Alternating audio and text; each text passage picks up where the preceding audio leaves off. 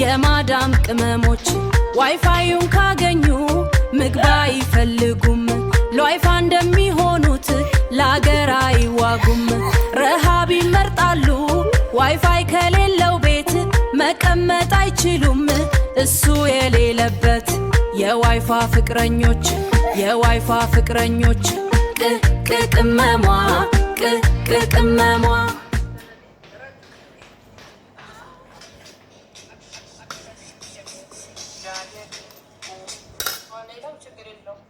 السلام عليكم ورحمة الله وبركاته.